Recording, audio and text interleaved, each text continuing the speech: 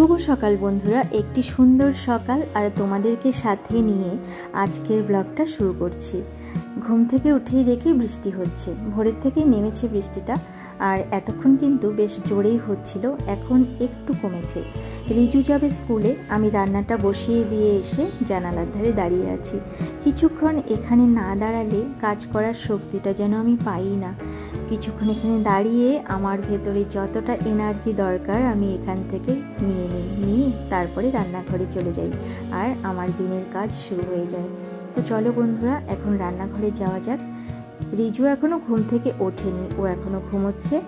আর এই যে আমার গোপাল সোনাও ঘুম থেকে ওঠেননি, তিনিও এখনও ঘুমোচ্ছেন, মানে শয়নে আছেন। ভগবান তো কোনোদিন ঘুমোন না, শয়নে থাকেন, বিশ্রামে থাকেন। যাই হোক, চলে এসেছি রান্নাঘরে কিন্তু আমি আগে এসে রান্নাটা বসিয়ে দিয়ে গেছিলাম। তো এই যে ভাত হচ্ছে, আর এখানে হচ্ছে ডাল, আর ওই কড়াইটাতে আমি একটু জল দিয়ে রেখেছি, সেটা গরম হোক, আর জলের মধ্যে একটু সাদা তেল দিয়ে দেব। আজকে আমি বানাবো পাস্তা। রিজু টিফিনে নিয়ে যাবে বলেছিল পাস্তা। এগুলো খুব একটা খায় না, মানে করে দিই না, না খাওয়াই ভালো, যতটা কম খাওয়া যায়। তো ইচ্ছে হয় ওদেরও, কারণ বন্ধুরা নিয়ে আসে, দেখে, তখন তো খেতে ইচ্ছে করবে বাচ্চা। তো কাল রাতে নিয়ে এসেছিল, আজকে আমি বানিয়ে দিচ্ছি।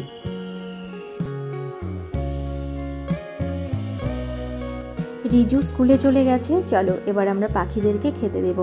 আর এই যে বিস্কুটগুলো আমি নিয়ে নিয়েছি, বিস্কুটটা বেশি ভালো খায়, তাই এইগুলো দেওয়ারই চেষ্টা করি। চলে এসেছি বাইরে, আর কাল বিকেলে দিয়েছিলাম, বিকেলে দেওয়াতে না বেশি খায়নি, অল্প পড়েই আছে সেখানে। আর দেখি যে পিঁপড়ে এসেছে, পিঁপড়েগুলো খাচ্ছে। যাই হোক, কেউ তো খাচ্ছে খাবারটা, এখানে আমি দিয়ে দিলাম। সকালে দিলে কি হয়, ওরা সাথে সাথে খেয়ে ফেলে, আর বিকেলে দিলে না ওরা বেশি খায় না, কিছুটা খায় আর কিছুটা থেকে যায়, পরের দিন সকালে খায়, তারপর পিঁপড়ে চলে আসে। আর এই দিকে দেখো, কারি পাতার গাছটা দিন দিন সবুজ হয়ে উঠছে বর্ষার জল পেয়ে। আর গাছটা না অনেক বড় হয়েছিল, সেটাকে ছেঁটে দেওয়া হয়েছে, যাদের এই জায়গাটা তারা ছেঁটে দিয়েছে। এবার ঘরে চলে যাই, চা বসিয়ে এসেছি, না হলে চায়ের জলটা শুকিয়ে যাবে। আর ঘরে এসে চাটা আমি কাপে ঢেলে নিয়ে এবার যাচ্ছি বেডরুমের দিকে, সেখানে রিজুর বাবা আছে, দুজনে মিলে আজকে খাবো চা। রিজুর বাবার আজকে অফিস যাওয়ার নেই, বাড়িতেই থাকবে। তো এই যে, আর আমার জন্য নিয়েছি একটা বিস্কুট, আর রিজুর বাবাকে দিয়েছি খই। সে খই দিয়ে চা খেতে খুব ভালোবাসে, তাই খই দিয়েছি বাটিতে। আর জানালাগুলো খুলে দিতে বললাম, লাইট জ্বালানো ছিল ঘরের। তো সকালবেলা উঠে যদি না লাইট জ্বালাই, মানে ঘরের লাইট দিয়ে তারপরে কাজ করি, আমার ভালো লাগে না। সকালে উঠেই জানালা খুলে দিলে বাইরের আলোটা আসলে তখন বেশ ভালো লাগে, চোখেরও শান্তি, মনেরও শান্তি, তাই না? আর দেখো, বৃষ্টি কিন্তু অনেকটাই কমে গেছে, প্রায় পড়ছে ঝিরিঝিরি করে। ওই দূরে দেখো পাখিগুলো উড়ে যাচ্ছে, এতক্ষণ বৃষ্টি হচ্ছিল তো ওরা খাবার খুঁজতে হয়তো বেরোতে পারেনি, এখন বেরিয়েছে। চা খেয়ে ঘরের কিছু কাজকর্ম ছিল, সেগুলো সেরে চলে এসেছি ছাদে। এই যে মিষ্টি কুমড়ো গাছটা এর আগের ভিডিওতে তোমাদেরকে দেখিয়েছিলাম, সেটার ডগাগুলো কেটে নেওয়া হচ্ছে, আজকে এগুলো রান্না করব। আমি কিন্তু ফুলের ঝুড়িটাও সাথে করে নিয়ে এসেছি, একবারে ফুল তুলে নিয়ে যাব। বৃষ্টি হয়েছে তো, আর ছাদটা দেখো শ্যাওলা পড়ে গেছে, খুব পিছল হয়েছে, বারবার করে ছাদে আসতে ইচ্ছে করে না, বিশেষ করে বৃষ্টি হলে, কারণ ছাদটা তো ভেজা থাকে, কখন পড়ে যাব ভয় লাগে। পড়ে গিয়ে শেষে হাত পা ভেঙে নিলে আরেক সমস্যার সৃষ্টি হবে, তার থেকে একবারে ফুল তুলে নিয়ে যাই, যাতে আর ছাদে আসতে না হয়।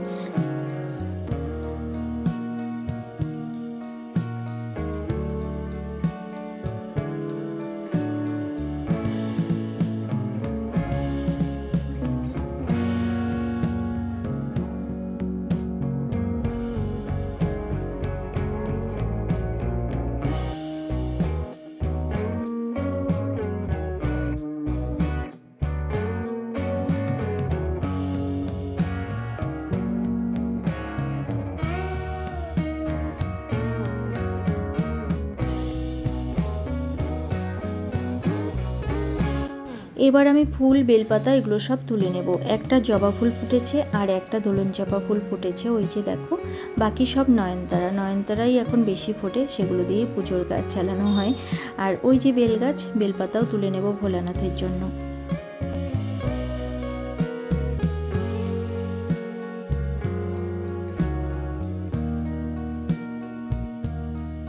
এই দেখো আজকেও টাইম ফুল ফুটেছে, দু রকমের ফুলই ফুটেছে, কত ভালো লাগছে দেখতে।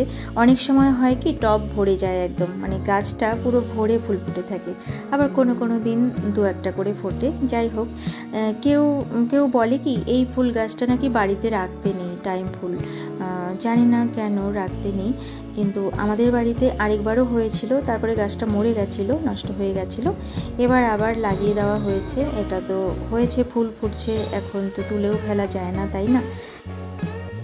ফুল নিয়ে আমি চলে এসেছি ঘরে। দেখো বললাম না নয়নতারা ফুল সব, এই যে সবই নয়নতারা, একটা জবা আছে আর একটা দোলন চাপা ফুটেছে। এবার ফুলগুলো এখানে রেখে দিলাম, আর তুলসী পাতাও তুলে নিয়ে এসেছি আমি বারান্দা থেকে, সেটাও ঠাকুর ঘরে রেখে আমি চলে এসেছি রান্নাঘরে। এবার রান্না বসাতে হবে, তা না হলে অনেকটাই দেরি হয়ে যাবে। আর যেদিন করে অফিস থাকে সেই দিন করে না আমি এই ফুল তোলারও সময় পাই না, খুব একটা সময় হয় না, হঠাৎ হঠাৎ কোনো দিন তুলি, আর বাকি দিন রিজুর বাবাই তোলে পুজো দেওয়ার সময়। তো যেদিন করে অফিস থাকে না সেই দিন করে আমি ভালো মতন একদম গুছিয়ে ফুল তুলতে পারি। আর দেখো কচু শাক করবো, কচু শাকটা ধুয়ে আমি একটু ভাপ দিয়ে নিয়েছি, আর ইলিশ মাছের মাথা দিয়ে করবো বলে মাছের মাথাটাও ভেজে নিলাম। এবার আমি কচু শাকটা দেখো বসিয়ে দিয়েছি।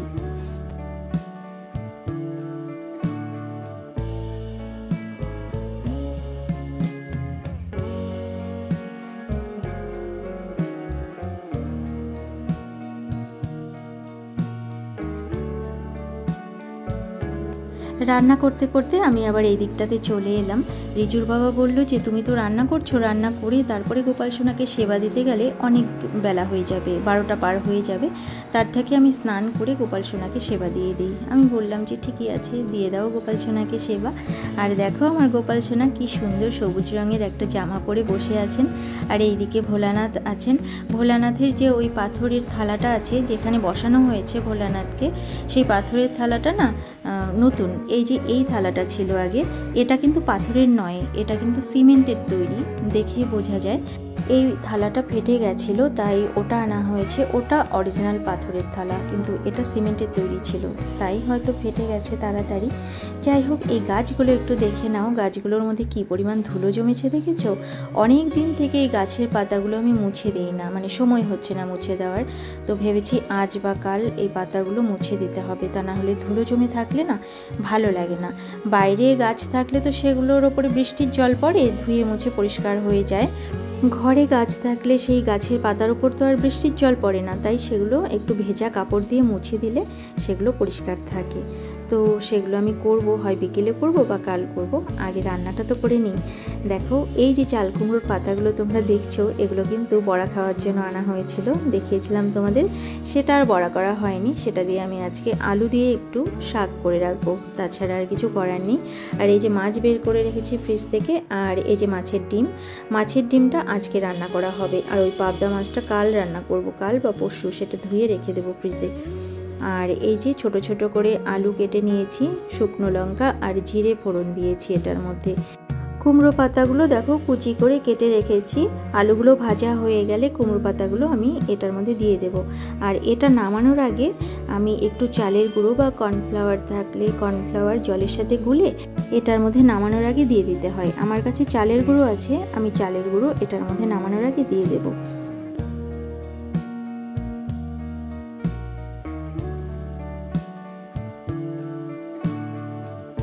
চাল কুমড়োর পাতার শাক আমার রান্না করা হয়ে গেছে। এবার আমি করব মাছের ডিম। তো মাছের ডিমটা ভেজে নিয়েছি, বড়া করে নিয়েছি। ডিমগুলো এমনিভাবে কেটে যে বড়া করে সেটা করিনি, আমি ডিমগুলোকে চালের গুঁড়ো, শুকনো লঙ্কার গুঁড়ো, নুন, হলুদ দিয়ে ভালো করে একটু মাখিয়ে নিয়েছি, তারপরে আমি বড়া করেছি। কতগুলো আবার একদম চ্যাপটা চ্যাপটা হয়ে গেছিলো, সেগুলো আবার খুন্তি দিয়ে কেটে কেটে দিয়েছি ছোট ছোট পিস করে। আর দেখো তোমাদের সাথে কথা বলতে বলতে রান্নাটা আমার কমপ্লিট হয়ে গেল। এবার আমি হেনা করে বসে আছি এই যে ড্রয়িং রুমে এখানে। আর রিজু স্কুল থেকে চলে এসেছে, ও এসেই টিভি চালাচ্ছে। ও কিছুটা সময় বসে বিশ্রাম করবে, তারপরে ও স্নান করবে। ও ও 2 দিন থেকে স্নান করে যায় না, সকালে বৃষ্টি থাকে আর ওর গানের একটা প্রোগ্রাম আছে 15ই আগস্টের দিন, তাই ওকে আর স্নান করে পাঠাচ্ছি না। বৃষ্টির মধ্যে যদি ওই সকালে ঘুম থেকে উঠে স্নান করে তাহলে ঠান্ডা লেগে যেতে পারে, সেই ভয়ে আর স্নান করাচ্ছি না। তাছাড়া ওর যখনই কোনো গানের অনুষ্ঠান থাকে তার আগে ঠিক ওর সর্দি লাগে বা জ্বর আসে। সর্দিটা তো লাগবেই, জ্বর না এলেও সর্দি হবে, তাই আমি ভয়ে আর স্নান টান সকালে করাচ্ছি না, বিকেলেই করছে। যাই হোক, এবার আমি চলে এসেছি রান্নাঘরে, রিজুর বাবাকে খেতে দিতে হবে। আর আমি কিন্তু হেনা করে বসে আছি, এখনও হেনাটা শুকায়নি। রিজু গেছে স্নানে, ও স্নান করে এলে ওকে খেতে দিয়ে দিব। আর বন্ধুরা, তোমাদের সঙ্গে দেখা করছি সন্ধ্যের সময়। শুভ সন্ধ্যা বন্ধুরা। আজকে আমি বানাবো চিকেন স্টু। আরেকদিন বানিয়েছিলাম, সেটার ভিডিও করা হয়নি, ভেবেছি আজকে যখন করব আবার তো ভিডিওটা করিনি। প্রথমে আমি প্রেশার কুকারের মধ্যে বাটার দিয়ে দিলাম, এরপরে আমি এলাচ, দারচিনি আর লবঙ্গ দিয়েছি। এখানে না গোলমরিচ দিতে হয়, আমি গোলমরিচ দিতে তখন ভুলে গেছিলাম, গোটা গোলমরিচ। থেতো করে রাখা রসুনটা দিয়ে দিলাম। আর দেখো, পেঁপে আর গাজর এখানে কেটে রেখেছি, আর চিকেনটা পরিষ্কার করে ধুয়ে এখানে জল ছড়িয়ে রেখে দিয়েছি, তবুও নিচে দেখো একটু জল জমে গেছে। আর এইদিকে দেখো, রসুনটা ভাজা হওয়ার পর আমি সেখানে পেঁয়াজ দিয়ে দিলাম। পেঁয়াজটা হালকা একটু ব্রাউন করে ভেজে নিয়ে তারপরে আমি চিকেনগুলো দিয়ে দেবো। চিকেনটা দেওয়ার পর আঁচটা একটু বাড়িয়ে দিয়ে এটাকে নেড়ে চেড়ে কিছুটা ভাজা করার পর, খুবই কম সময়ে কয়েক সেকেন্ড ভেজে নিয়ে তারপরে সবজিগুলো দিয়ে দিতে হবে। গাজর আর পেঁপে আমি দিয়ে দিলাম, তার সাথে 2টো চেরা কাঁচা লঙ্কা দিয়েছি, স্বাদ মতো নুন দিয়েছি আর গোলমরিচের গুঁড়ো দিয়েছি। আমি যেখানে দেখেছিলাম সেখানে কিন্তু কোনো কাঁচা লঙ্কা দেয়নি, তো আমার ইচ্ছে হলো 2টো কাঁচা লঙ্কা চিড়ে দিলাম, কারণ আমি একটু ঝাল ঝাল পছন্দ করি। আর দেখো, জল দিয়ে এবার আমি প্রেশার কুকারটা বন্ধ করে দিলাম সিটি পড়ার জন্য। এবার আমি একটা বাটিতে কর্নফ্লাওয়ার গুলিয়ে নিলাম। প্রেশার কুকারের সিটি আমার পড়ে গেছে, আমি প্রেশার কুকারটার ঢাকনা খুলে দিয়েছি। এবার আমি কর্নফ্লাওয়ারটা চিকেন স্টুর মধ্যে দিয়ে দিলাম। এবার আমি এটা ভালো করে আরেকটু ফুটিয়ে নেব। কেউ চাইলে কর্নফ্লাওয়ার দিতেও পারো, কেউ চাইলে নাও দিতে পারো, সেটা কোনো মানে দিতেই যে হবে এরকম কোনো ব্যাপার নেই। আমি না এই চিকেন স্টুটা একটু ঘন করার জন্য কর্নফ্লাওয়ার দিয়েছি।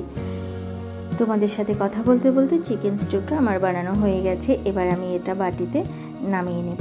আর বন্ধুরা, আজকের ব্লগটা আমি এখানেই শেষ করছি। আবার অন্য কোনো দিন অন্য কোনো নতুন ব্লগ নিয়ে তোমাদের সামনে হাজির হয়ে যাব। ততক্ষণের জন্য তোমরা ভালো থেকো, সুস্থ থেকো আর হাসি খুশি থেকো। আমার এই ব্লগটা যদি তোমাদের ভালো লেগে থাকে তাহলে একটা লাইক করে দিও। আজকের মতো এখানেই আসছি, ভালো থেকো তোমরা সবাই।